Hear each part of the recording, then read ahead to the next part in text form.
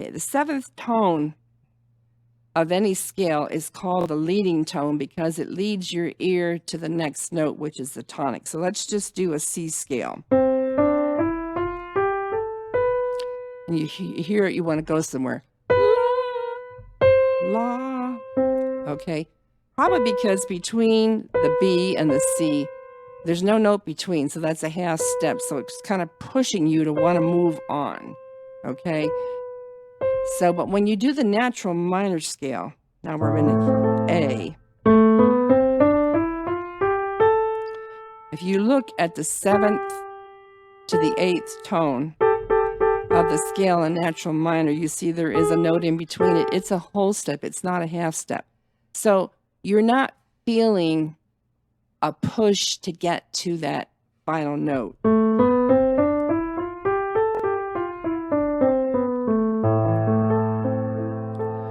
You don't feel anything like you feel in the major scale. So, ta-da, they have come up with a solution. The next minor scale.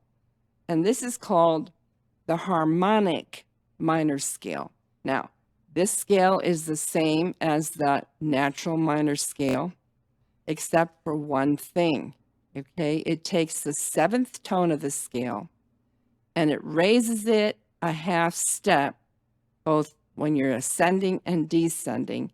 And this returns the 7th tone to its tension as a leading note. In other words, here's the difference.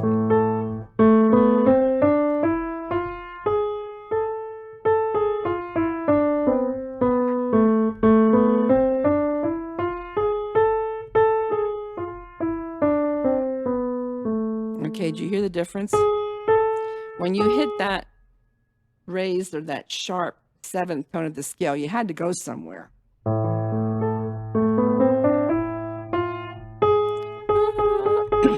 Okay, there was tension there. Okay, so that is called the harmonic minor scale. And this is the scale that is going to be used in harmonies and to build your chords, thus the name harmonic minor. And I have that right here on my chart showing you the A harmonic minor with the G sharp on top.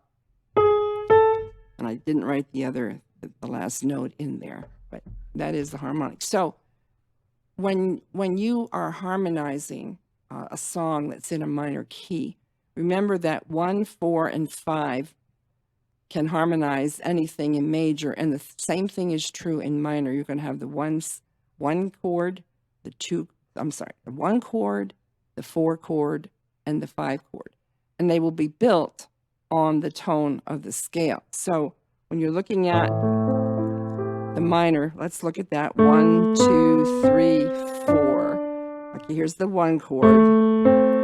It's going to be a minor chord rather than a major because you're in a minor key. Okay, so here's your 1 chord built on the A, C, and E. Your 4 chord built on the D. Also going to be a minor chord. Now, where the change is going to happen is when you go to the 5.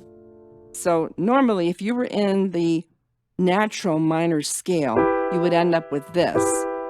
But that is not the scale that's used for the harmonies in the minor keys. It is the harmonic minor scale, which raises the 7th. So in actuality, when you are in a minor key, the 5 chord will be a major chord. And if you made that a 7th, you can see how it leads back to the 1.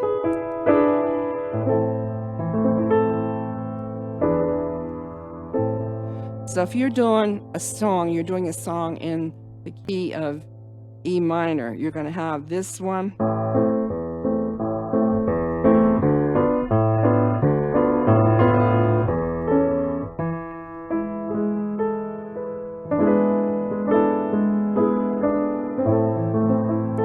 Same thing if you're in the key of D minor, which is off of the F.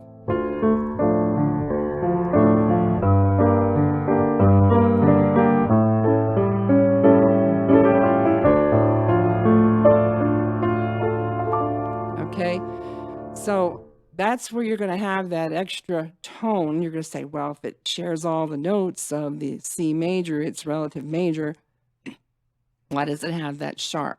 Well, it's because it's a different minor scale. It's a harmonic minor scale, and that's where the sharp comes from. This happens, as we talked about in previous lessons, the many different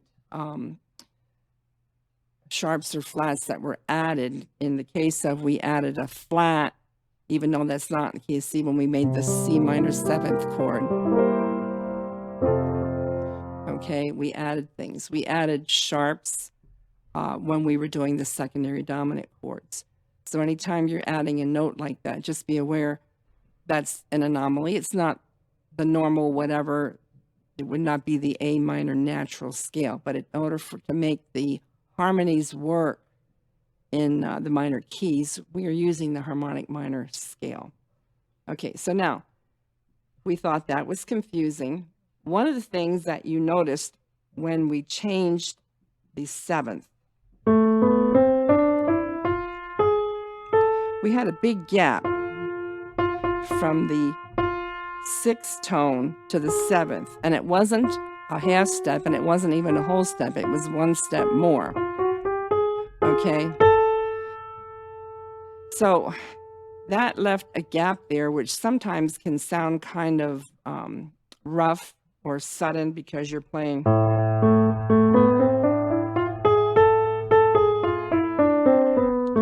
Well, enter the next minor scale to fix that, and it's called the melodic minor. I guess they felt that the harmonic wasn't melodic enough. When we hear the term melodic, we think of melody, we think of sweetness, okay? So the melodic minor fixes that gap by raising not only the 7th, but also raising the 6th part of the scale. The only difference is it raises it going up and everything's not raised going down. So it's like this.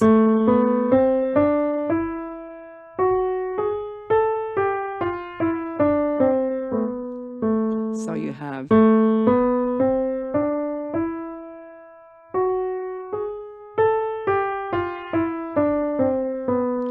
okay, so now why? I'm sure they did it just to confuse everybody, right? Why they raised the 6th and 7th tones a half step as they're going up, but coming down, we went right back to the natural minor.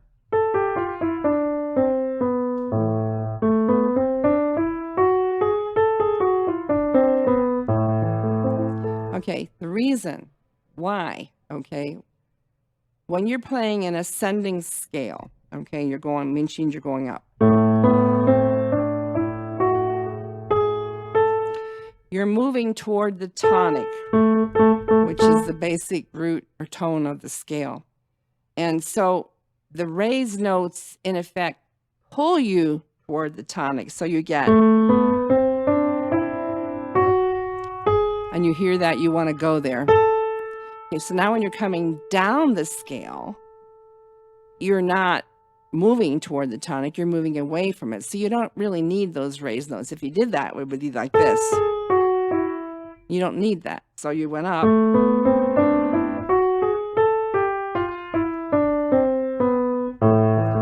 I know that probably is like, well, you could do that explanation, but just trying to give you a little bit of understanding as to maybe why for the change. So it's really about the direction you're going. Now, if this has confused you, the fact that there are 3 scales, let me show you this melodic minor. And it's here, showing you starting on an A, two lines below the staff. Okay, put the ledger lines in. A, B, C, D, E, F sharp, G sharp, A, then back to natural coming down. Okay, that is the melodic minor if you want to get a screenshot of it. That's the melodic minor scale. So now we have 3 minor scales. We have the natural, which used just the notes that were in its related major scale. We had the harmonic, which is the scale that we use when we create the chords that are in the minor keys. And then we have the melodic. Now, since we have all these different notes, you know, you may see them and you may not see them, depending on what you're playing. The melodic minor is probably not one that you use a lot in sacred music. It's more or less something that you will see a lot in classical music. And you basically don't have to worry about it so much because we're focusing on worship music in these lessons. But you just need to know that it exists. So if you see some scale patterns or some sharps or flats that to you don't seem to fit what you're playing, just be aware it might be one of the different minor scales, just like we take the natural minor and we combine it with the harmonic minor to create our chords that are in the minor keys. Okay, so now another concept I want to cover in this lesson is the Pickerty Third or Pickerty cadence. As you know, the only difference between a major and a minor chord is the third of the chord, and I will show you that again. This is a C major chord. It has a 1, the third, and the fifth of the chord. 1, 3, 5 is how we count it, okay? That's C major. To change it to C minor, the only thing we have to do is, on this third tone, is lower it 1/2 step. So to find a minor chord built on any note of the scale, play the major chord, lower the third 1/2 step, play an E flat chord,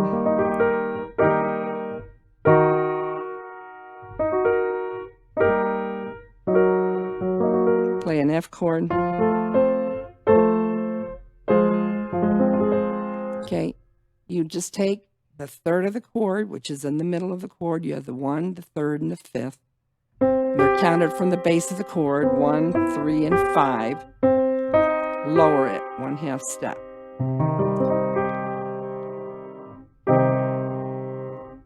Okay, so you can change back and forth between major and minor chords and on any chord just by lowering and raising the fifth. So if you have a minor chord and you want to turn that exact same chord into a major chord, all you have to do is raise the third. So you either lower or raise the third. Well, the Pickerty Third that we're talking about originated during the Renaissance era, which is hundreds of years ago. People felt that sad songs, those in minor keys or tonality, needed to have a happy ending to offset that minor tonality, which was sad. So they added a Pickerty cadence at the end of the piece. Now, Pickerty, they think, comes from the French word for sharp, so it means raising. So the way you create that is at the end of a song, you take the third and you raise it 1/2 step. Okay. And what you're doing is you're playing a song in a minor key. And to use the Pickerty Third, what you do is when you get to the final ending, okay, with your 5-1 or whatever chord sequence you're ending in, instead of ending in your minor 1 chord, you're going to end in a major 1 chord. So if you're playing in the key of D minor, which is based on F, you're going to be playing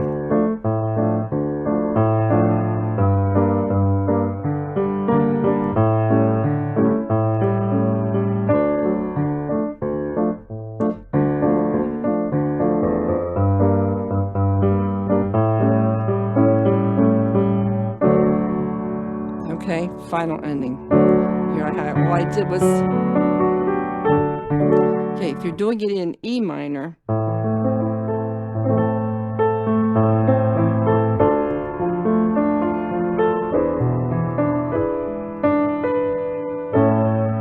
okay, you ended on A major. Now that would automatically put you in the key of A major, just like when you ended on a D major, it put you in the key of D major. So just try this out. Even you don't have to modulate. You can use it as a way of, once you get to that next key, you can just start playing chords in that key. If you want to establish the modality of it, play the 1, then the 5, then the 1. But it's just a nice little way to end a song that you've been going along. So you've been playing a series of 3 or 4 songs in minor keys, and you're coming to the end of that, and you're going to move to the major tonality in your worship set. One of the ways you can just kind of bring it in for a landing is to end on that Pickerty Third. Tell everyone, hey, Pickerty Third on the end. It means that they know they have to raise the third of that last chord by a half step to a major. My husband, who plays the trombone, he has funny ways he calls things. He calls it a Piccadilly third. Pickerdy, but he calls it Piccadilly, which is not what it is, but we'd be playing in a minor key all the way through, and then he'd hit that major on the end. He says, come on, do a Piccadilly. I'm like, no, it's Pickerdy. And he just liked that change in tone, so we would do it often. So now, before I end the lesson, there's a couple other things I want to cover. And one of the things I wanted to do was introduce you to a book that I have. I'm showing it to you here, and it's Alfred's Basic Piano Library. It's called The Complete Book of Scales, Chords, Arpeggios, and Cadences. And this might put in perspective a lot of the things we've been covering, so I recommend this book. I bought it for my own use, and anyone that needs some help to kind of sort all this stuff out, this is a great book for that.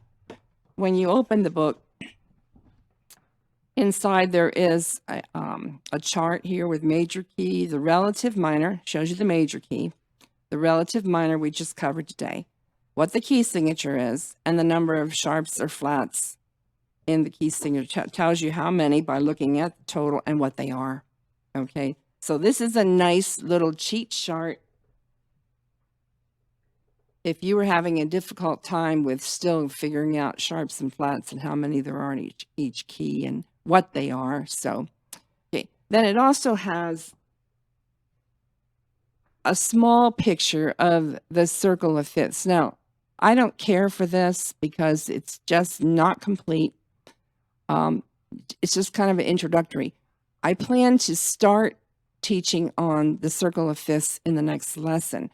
So what I'm going to ask you to do in preparation for that is to perhaps go on the internet. If you don't already have a poster, go on the internet and see if you can download a good copy of the Circle of Fifths. It will really help you for reference purposes. But the rest of this book, it shows you fingering, it shows you arpeggios in the various keys, it shows you the scales, just shows you a lot of the B minor cadences, B minor triads, E major triads, E flat major triads, B major triads, and the various positions. Shows you 5 of 5 or 5/7. This is a great workbook for those of you that are really serious about working on your scales, chords, arpeggios, and cadences if you're a keyboard player. And even if you're not a keyboard player, the information in here will help you even with guitar, but I'm sure there are guitar books out there that might help you even more with some of this stuff. I know my son plays guitar, and I picked up 2 different reference books for him that show not only the scales, but show you where the fingering is on the frets of the guitar. So you might want to look into something like that to help you out. Okay, now, how to use minor chords. For those of you that are keyboard players, I'm just going to give you an example here. The song that I recently recorded, No One Ever Cared for Me Like Jesus.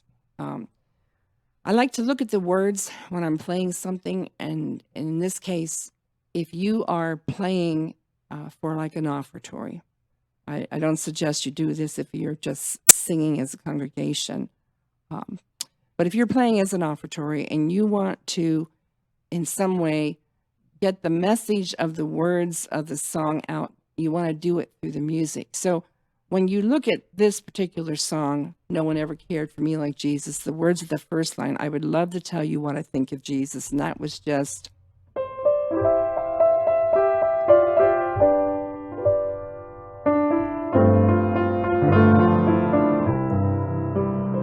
okay, going through the whole first verse and chorus in major.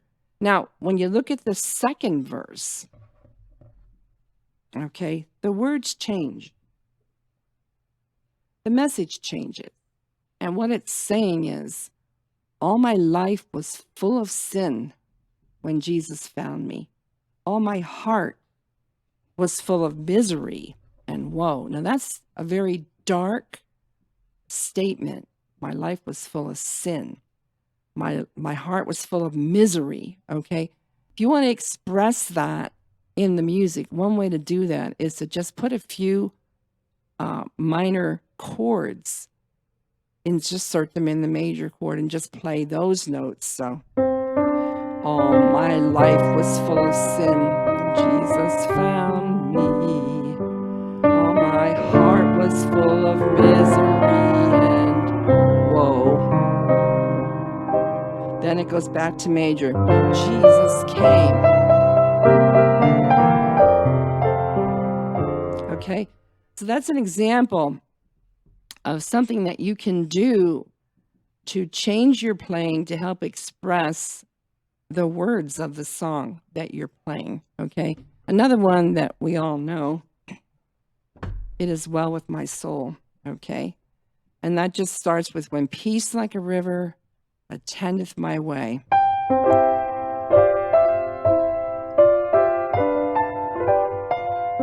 We think of peace as happy. Then the next line, when sorrows like sea billows roll. And this is a part where you can insert and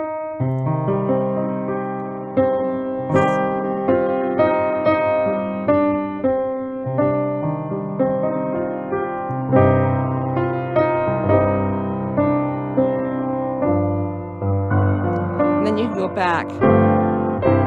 Okay, so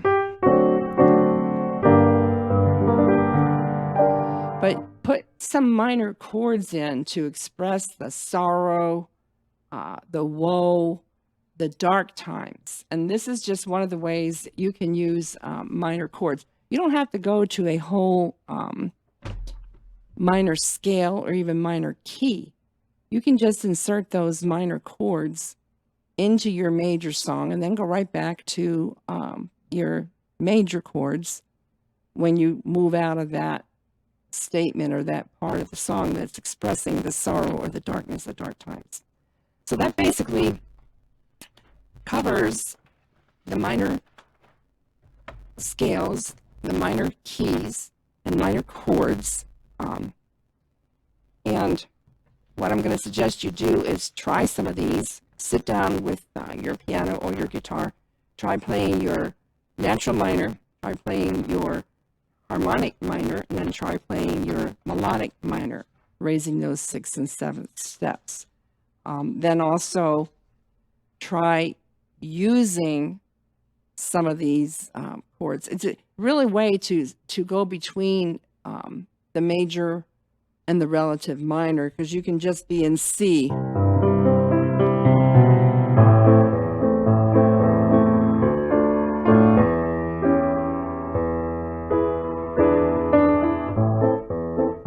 Okay, it's very easy.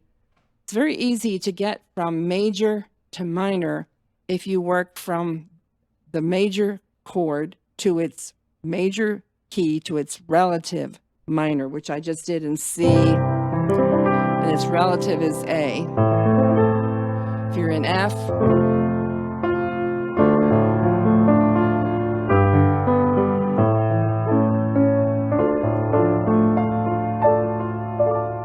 okay, the keys are related by the major and the relative minor because they share notes and they share key signatures.